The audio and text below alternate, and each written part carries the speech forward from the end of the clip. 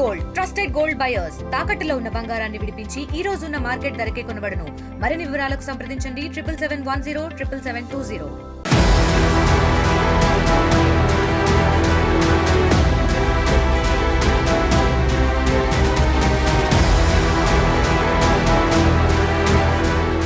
Right చూసుకుంటే ఇక్కడ మొత్తం వచ్చిన ఆర్డర్ల ప్రకారం కోర్టు ఇచ్చిన ఆర్డర్ల ప్రకారం అయితే ప్రస్తుతానికి లోపల ఉన్న ఏదైతే డెమాలిషన్ ఏదైతే ఉందో ప్రస్తుతానికి ఆగిపోయినాయి. కానీ ఉస్మాన్ యూనివర్సిటీ స్టూడెంట్స్ లోపలికి వెళ్ళి హెచ్సి స్టూడెంట్స్ని కలిసి వాళ్ళతో మాట్లాడాలి అంటూ లోపల ఎంతవరకు డ్యామేజ్ అయిందో వెళ్ళి చూడాలని ఓఈ స్టూడెంట్స్ ఇక్కడికి రావడం జరిగింది. ఓఈ స్టూడెంట్స్ లోపలికి వెళ్ళే క్రమంలో పోలీసులు వాళ్ళని అడ్డుకొని మీకు లోపలికి అనుమతి లేదు, ఓన్లీ ఎస్సీయూ స్టూడెంట్స్ మాత్రమే లోపలికి వెళ్ళాలి, బయట వాళ్ళకి అనుమతి లేదంటూ వాళ్ళని నిలిపేయడం జరిగింది. ఈ క్రమంలోనే వాళ్ళని అడ్డుకున్నందుకు పోలీసులు వాళ్ళని పట్టుకొని వెనక్కి లాగడం జరిగింది, తోసేయడం జరిగింది. ఇదే క్రమంలో అడ్డుకున్నందుకు వీళ్ళందరూ ఇక్కడే నిరసన తెలియజేస్తున్నారు. మేము వెళ్ళాలి, మా స్టూడెంట్స్ని కలుసుకోవాలి, వాళ్ళతో మాట్లాడాలి, అప్పటి వరకు మేము ఇక్కడి నుంచి కదలం, ఇక్కడే ధర్నా చేస్తామంటూ మాట్లాడుతూ ఉన్నారు. అయితే మెయిన్గా చూసుకుంటే లోపల ఎలాంటి డ్యామేజ్ జరిగింది మేము చూడాలి అంటూ ఓఈ స్టూడెంట్స్ కోరుతున్నారు. కోర్టు స్టే ఆర్డర్ ఇచ్చినా కూడా మీరు ఇంకా ఎందుకు ఇలాంటి వైఖరి చూపిస్తున్నారు, మమ్మల్ని ఎందుకు అలౌ చేయట్లేరు పోలీసులు, మీరు ఇక్కడ ఇది స్టూడెంట్స్ కాలేజా లేకపోతే పోలీసుల కాలేజా, లేకపోతే స్టూడెంట్స్ ఉండాలా లేకపోతే పోలీసుల రాజకీయ నాయకులు ఉండాలా అన్నట్టుగా వీళ్ళు స్టూడెంట్స్ ఒకటి వాళ్ళ నిరసన వ్యక్తం చేస్తున్నారు. మమ్మల్ని లోపలికి అలౌ చేసే వరకు మీకు కూడా నిరసన వ్యక్తం చేస్తున్నారు. అయితే వాళ్ళని అడిగి తెలుసుకుందాం, వారి మాటల్లో వారు పోలీసులు వారు ఎందుకు అడ్డుకున్నారు, ఏం జరిగింది వారి మాటలు తెలుసుకుందాం. ప్రజలారా, ప్రజాస్వామిక వాదులారా, సుప్రీంకోర్టు ఆదేశాల తర్వాత సెంట్రల్ యూనివర్సిటీలోకి మేము ఇక్కడ జరిగినటువంటి విధ్వంసకరమైనటువంటి పరిస్థితులను మేము రేవంత్ రెడ్డి బుల్డోజర్ల ద్వారా అడవిని ధ్వంసం చేసినటువంటి నేపథ్యంలో దానిని పరిశీలన చేసేందుకు పీడిఎస్ రాష్ట్ర నాయకత్వం హైదరాబాద్ సెంట్రల్ యూనివర్సిటీకి రావడం అనేది జరిగింది. సుప్రీంకోర్టు ఆదేశాలు ఇచ్చిన తర్వాత ఇక్కడ పోలీసులు ఉండకూడదు అనేది పోలీసులకు తెలవదా అని చెప్పేసి మేము ప్రశ్నిస్తూ ఉన్నాం.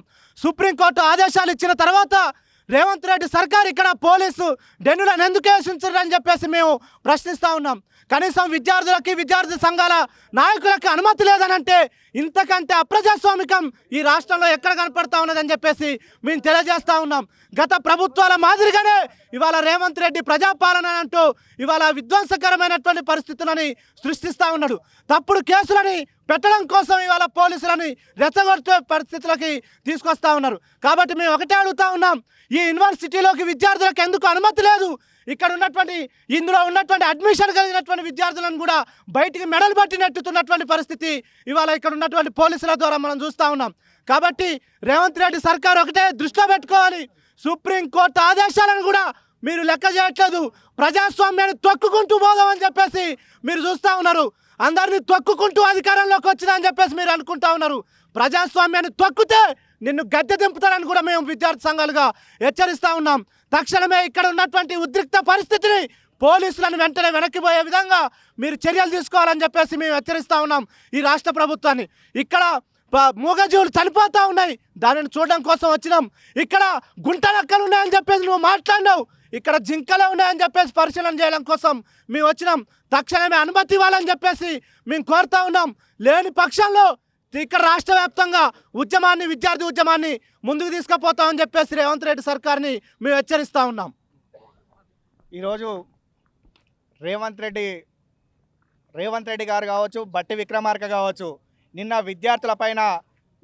విద్యార్థులపైన హైదరాబాద్ సెంట్రల్ యూనివర్సిటీ కేంద్రంగా చేసినటువంటి లాఠీ చార్జీలో పోలీసులు అత్యుత్సాహం ప్రదర్శించకండి అని చెప్పినప్పుడు కూడా ఈరోజు పోలీసులు మహిళలను చూడకుండా, విద్యార్థి సంఘాల నేతలను చూడకుండా, లేదా యూనివర్సిటీ బార్డర్స్ అని చూడకుండా నెట్టివేయడం అంటే ఈరోజు పోలీసులు అత్యుత్సాహం చూపిస్తూ ఉన్నారా లేదా ప్రభుత్వం అత్యుత్సాహం చూస్తూ ఉన్నదే అని మేము విద్యార్థి సంఘాలుగా అడుగుతా ఉన్నాం. ఈరోజు రాష్ట్ర కమిటీ బాధ్యులుగా అట్లాగే మా విద్యార్థి సంఘ నేతలను గత 4 రోజులుగా 5 రోజులుగా వాళ్ళు చేస్తున్నటువంటి ఉద్యమం యొక్క పరిస్థితులు లేదా వాళ్ళ బాగోగులు లేదా లాఠీ చార్జీలలో దెబ్బలు తిన్నటువంటి విద్యార్థుల పరిస్థితి ఏందని మేము తెలుసుకొని విషయాలు చర్చించుకొని రేపు భవిష్యత్తులో మేము ముందుకెళ్ళడం కోసం వస్తూ ఉంటే పోలీసు యంత్రాంగం, పోలీసులో ఉన్నటువంటి సిఐ కావచ్చు, ఎస్ఐ కావచ్చు, ఇక్కడ ఉన్నటువంటి కానిస్టేబుల్స్ కావచ్చు అత్యుత్సాహంగా ఈరోజు నెట్టడం అంటే ఇది ఏ రకమైనటువంటి పాలన కొనసాగిస్తూ ఉన్నారని మేము పీడిఎస్ విద్యాసంఘంగా అడుగుతా ఉన్నాం.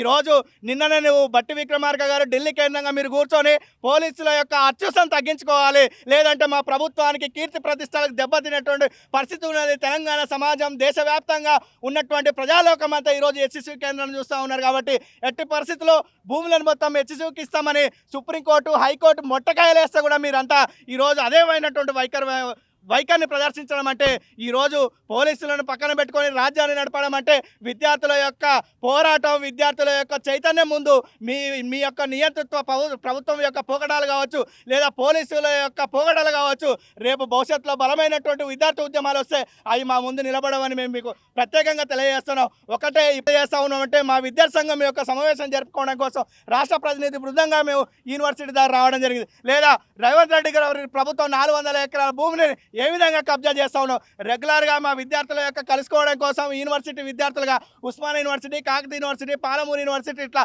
తదితర యూనివర్సిటీల నుండి మేము వచ్చేటటువంటి విద్యార్థులను అడ్డుకోవడం అంటే యూనివర్సిటీ విద్యార్థులు పరిశోధనలు చేసుకోవడం కోసం కావచ్చు, లేదా ప్రొఫెసర్ల దగ్గర మా యొక్క సలహాలు సూచనలు తీసుకొని రేపు భవిష్యత్తు మా గైడ్షిప్లు ఏ విధంగా జరుపుకోవాలని చర్చ చేసుకోవడానికి వస్తున్నటువంటి విద్యార్థులను అడ్డుకోవడం అంటే ఈరోజు మీ పాలన ఏ విధంగా ఉన్నది, లేదా మీ పోలీస్ యంత్రాంగం ఎవరిని అడ్డు కట్ట చేస్తూ ఉన్నదని మేము అడుగుతున్నాం. కాబట్టి మేము ఏదైతే ప్రొఫెసర్లను కలవడానికి వెళ్తా ఉన్నామో, లేదా యూనివర్సిటీ విద్యార్థులను కలవడానికి వెళ్తా ఉన్నామో, మా విద్యార్థులను మేము కలవడానికి వెళ్ళాలంటే ఈరోజు పోలీసులను మా అనుమతి లేని మీరు ఎట్లా వెళ్తారని మాట్లాడుతాం. అంటే విద్యార్థులను కలుసుకోవడానికి మా హక్కు లేదా?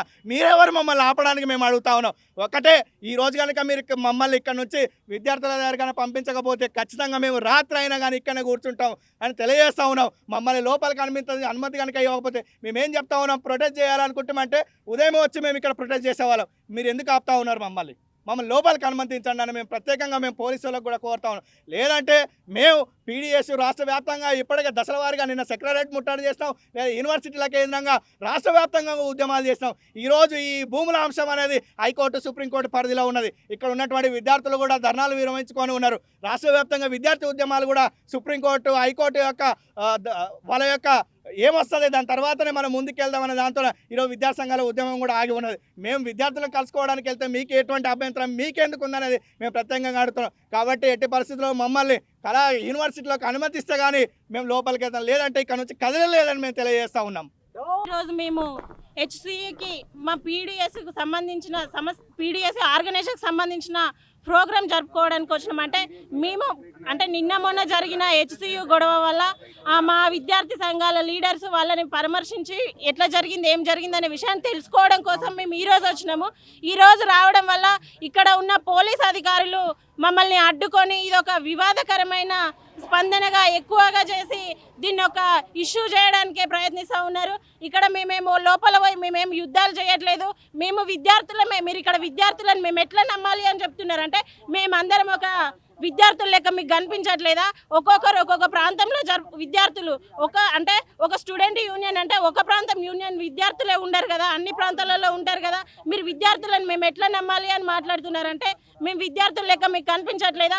ఈరోజు సర్కార్లో ఒక విద్యార్థుల లెక్క కనిపించకుండా ఇట్లా మేమేదో చేసినట్టు ఇక్కడ మమ్మల్ని అడ్డుకొని ఇక్కడ ఇదో సమస్యని సృష్టించి ఇక్కడ లేడీస్ ఉన్నా కూడా లేడీస్ పైన కూడా ఒక కానిస్టేబుల్స్ కూడా వెనక ముందు చూసుకోకుండా తోపులాట ప్రయత్నం చేస్తున్నారు. అంటే ఇక్కడ మేము ఏమి చేయడానికి రాలేదని మేము ఇంత స్పష్టంగా తెలియజేస్తా ఉన్నా ఇది ఒక రకమైన వివాదాస్పదమైన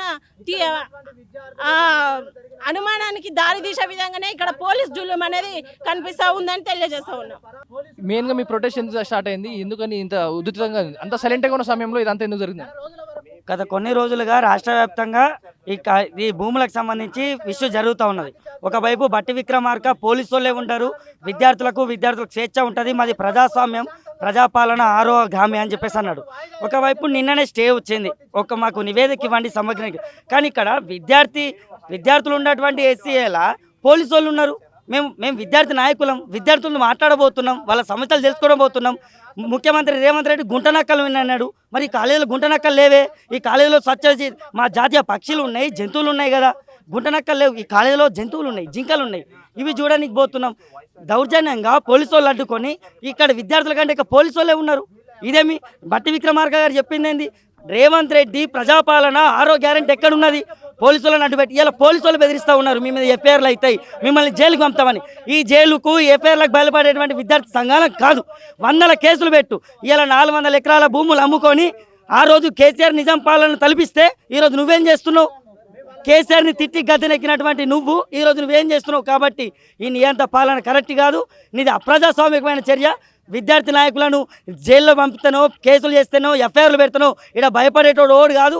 నువ్వు నోటుకు కేసుకు దొరికిన దొంగవి, నువ్వు మాకు నీతులు చెప్పడం కరెక్ట్ కాదు, అసలు ఇంకా తగ్గేది అని చెప్పేసి తెలియజేస్తా ఉంది. ఇదే విషయం గురించి పోలీసులు కూడా అడిగి తెలుసుకుందాం ఏమంటారు.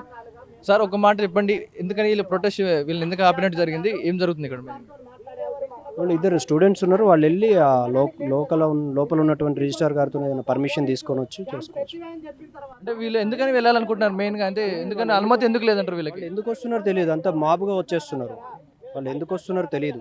వాళ్ళు చెప్పేది ఏంటంటే మేము ఓయి స్టూడెంట్స్, మేము స్టూడెంట్స్గా అందుకు అలౌ చేయట్లేదు, మేము స్టూడెంట్స్గా వాళ్ళ స్టూడెంట్స్ కలవాలని వాళ్ళు. లోపల ఉన్నటువంటి ఆఫీసర్స్ని అడుగుతాం, పర్మిషన్ తీసుకుంటాం. ఎందుకంటే వాళ్ళే ఆపిరు, యాక్చువల్గా వాళ్ళ సెక్యూరిటీ ఆపినరు.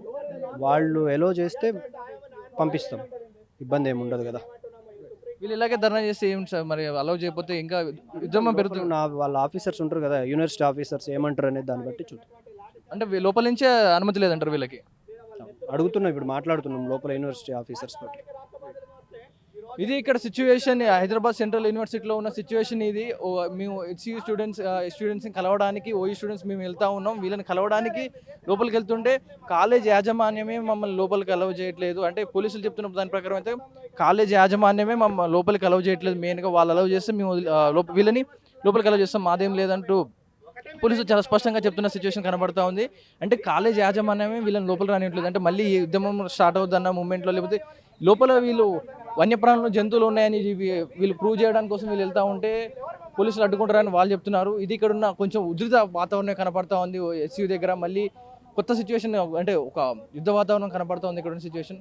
ఇది ప్రస్తుతం ఇక్కడ ఉన్న సిచ్యువేషన్. కెమెరా సామశివతో పవన్ వాయుదేవ్, RTV.